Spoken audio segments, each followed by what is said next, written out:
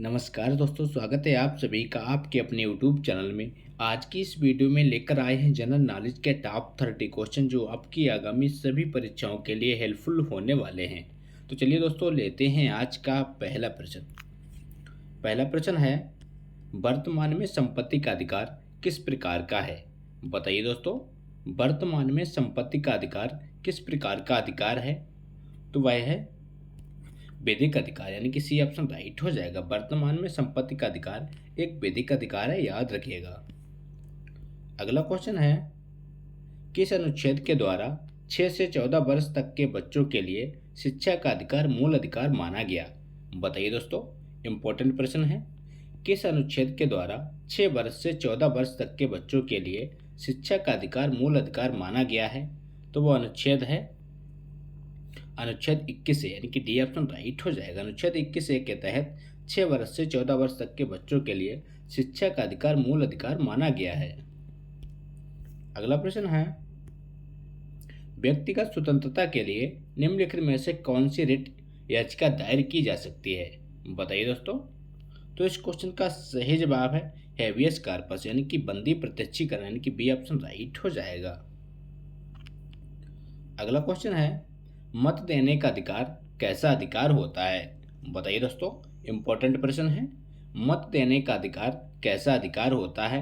तो वह एक राजनीतिक अधिकार होता है, यानी कि ऑप्शन राइट हो जाएगा। मत देने का अधिकार राजनीतिक अधिकार होता है। अगला क्वेश्चन है, भारतीय संविधान के किस अनुच्छेद में राज्य के नीति निर्देशक तत्वों का उल्लेख है? बताइए दोस्तों, भारतीय संविधान के किस अनुच्छेद में राज्य के नीति निर्देशक तत्वों का उल्लेख है?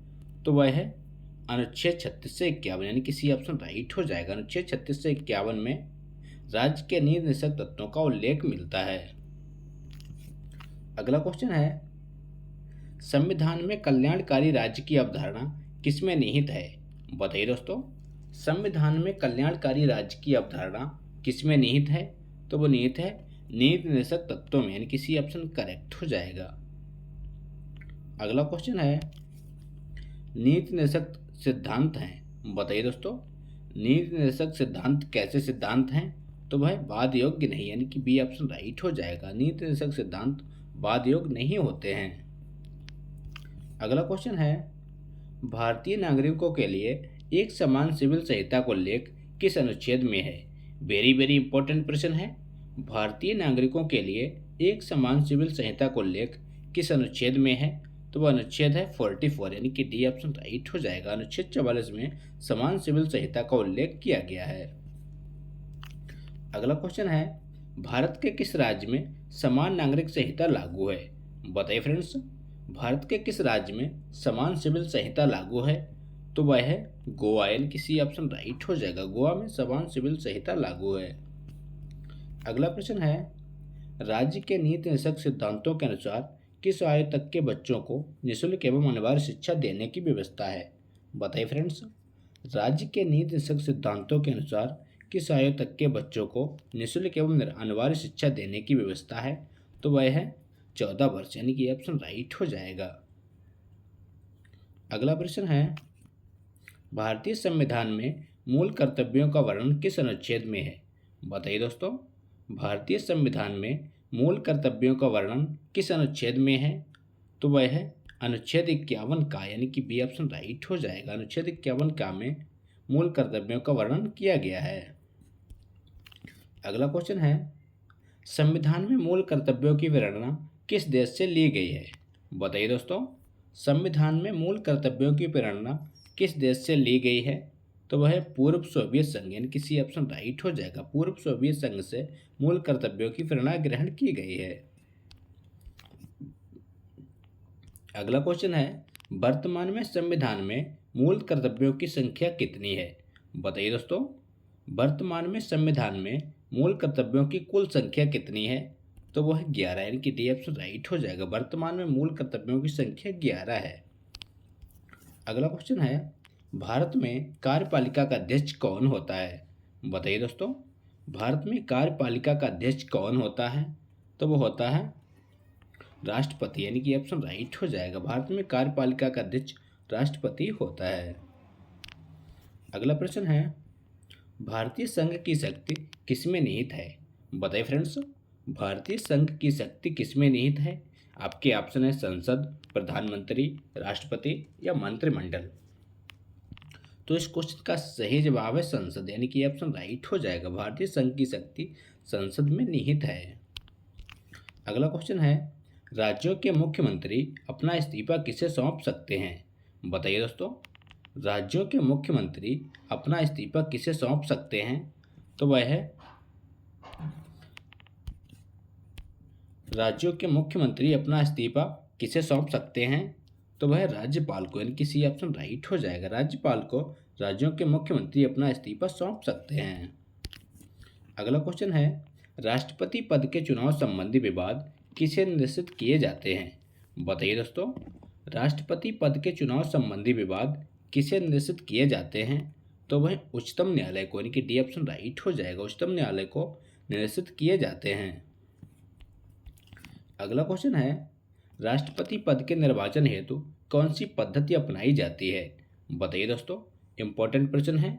राष्ट्रपति पद के निर्वाचन हेतु कौन सी पद्धति अपनाई जाती है? तो वह है एकल संक्रमणीय, अप्रत्यक्ष मतदान, समानुपातिक प्रतिनिधित्व, यानी कि ये सभी पद्धतियां अपनाई जाती हैं, यानी कि डी ऑप्शन राइट हो जाएगा। अगला प्रश्न है, भारतीय सेवाओं का सर्वोच्च सेनापति कौन होता है? बताइए साथियों, भारतीय सेवाओं का सर्वोच्च सेनापति कौन होता है? तो होता है राष्ट्रपति, यानी कि ऑप्शन राइट हो जाएगा। भारतीय सेनाओं का सर्वोच्च सेनापति राष्ट्रपति होता है। अगला प्रश्न है, भारत के प्रथम राष्ट्रपति कौन थे? बताइए दोस्तों, इंपॉर्टेंट प्रश्न है और सिंपल सा प्रश्न है। भारत के प्रथम राष्ट्रपति कौन थे? तो वो थे डॉक्टर राजेंद्र प्रसाद, यानी कि बी ऑप्शन राइट हो जाएगा। डॉक्टर राजेंद्र प्रसाद भारत के प्रथम राष्ट्रपति थे। और भारत के प्रथम प्रधानमंत्री कौन थे? इसका आंसर कमेंट बॉक्स में दीजिए। अगला क्वेश्चन है, निर्विरोध चुने जाने वाले एकमात्र राष्ट्रपति कौन थे? बताइए दोस्तों, निर्विरोध चुने जाने वाले एकमात्र राष्ट्रपति कौन थे? तो वो थे नीलम संजीव रेड्डी, यानी कि सी ऑप्शन करेक्ट हो जाएगा। नीलम संजीव रेड्डी एकमात्र निर्विरोध चुने जाने वाले राष्ट्रपति थे। अगला प्रश्न है, राष्ट्रपति पर महाभियोग का आरोप संसद के किस सदन द्वारा लगाया जाता है? बताइए दोस्तों, राष्ट्रपति पर महाभियोग का आरोप संसद के किस सदन द्वारा लगाया जा सकता है? तो वह संसद के किसी भी सदन द्वारा, यानी किसी ऑप्शन राइट हो जाएगा।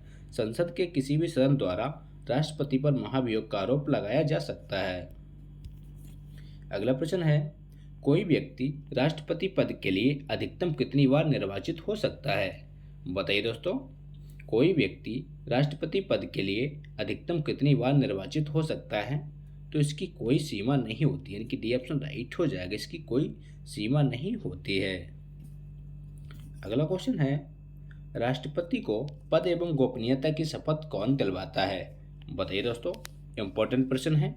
राष्ट्रपति को पद एवं गोपनीयता की शपथ कौन दिलवाता है? तो दिलवाते हैं उच्चतम न्यायालय के मुख्य न्यायाधीश, यानी कि देश के मुख्य न्यायाधीश द्वारा राष्ट्रपति को पद एवं गोपनीयता की शपथ दिलाई जाती है। अगला क्वेश्चन है, उपराष्ट्रपति के निर्वाचक मंडल में शामिल होते हैं। बताइए साथियों, उपराष्ट्रपति के निर्वाचक मंडल में कौन कौन शामिल होते हैं? तो वो होते हैं राज्यसभा एवं लोकसभा के सदस्य, यानी कि डी ऑप्शन राइट हो जाएगा। राज्यसभा एवं लोकसभा दोनों के सदस्य उपराष्ट्रपति के निर्वाचक मंडल में शामिल होते हैं। अगला क्वेश्चन है, भारत के उपराष्ट्रपति को पद से कौन हटा सकता है? बताइए फ्रेंड्स, भारत के उपराष्ट्रपति को पद से कौन हटा सकता है? तो वह है लोकसभा की सम्मति से राज्यसभा, यानी कि सी ऑप्शन करेक्ट हो जाएगा। लोकसभा की सम्मति से राज्यसभा द्वारा भारत के उपराष्ट्रपति को पद से हटाया जा सकता है। अगला क्वेश्चन है, राज्यसभा की बैठकों का सभापतित्व कौन करता है? बताइए दोस्तों, राज्यसभा की बैठकों का सभापतित्व कौन करता है? तो वो की जाती है उपराष्ट्रपति के द्वारा, यानी कि बी ऑप्शन करेक्ट हो जाएगा। वर्तमान में देश का उपराष्ट्रपति कौन है? इसका आंसर कमेंट बॉक्स में दीजिए। अगला प्रश्न है, किस एकमात्र उपराष्ट्रपति की मृत्यु पद पर आसीन रहते हुए हुई? बताइए दोस्तों, किस एकमात्र उपराष्ट्रपति की मृत्यु पद पर आसीन रहते हुए हुई? तो वह कृष्णकांत, यानी कि ऑप्शन राइट हो जाएगा। अगला क्वेश्चन है, निम्न में से कौन संसद का स्थायी एवं उच्च सदन होता है? बताइए दोस्तों। इंपॉर्टेंट प्रश्न है और सिंपल सा प्रश्न है। निम्न में से कौन संसद का स्थायी एवं उच्च सदन होता है? तो वो होता है राज्यसभा, यानी कि बी ऑप्शन करेक्ट हो जाएगा। राज्यसभा को स्थायी एवं उच्च सदन माना जाता है। अगला क्वेश्चन है, राष्ट्रपति द्वारा राज्यसभा में कितने सदस्यों को मनोनीत किया जाता है? बताइए साथियों। राष्ट्रपति द्वारा राज्यसभा में कितने सदस्यों को मनोनीत किया जाता है? तो वह 12 सदस्य, यानी कि सी ऑप्शन करेक्ट हो जाएगा। राष्ट्रपति द्वारा राज्यसभा में 12 सदस्यों को मनोनीत किया जाता है। तो ये थे दोस्तों आज के इंपॉर्टेंट प्रश्न। अगर वीडियो अच्छा लगा हो तो लाइक करें, दोस्तों के साथ शेयर करें और चैनल पर नए हो चैनल को सब्सक्राइब करना ना भूलें।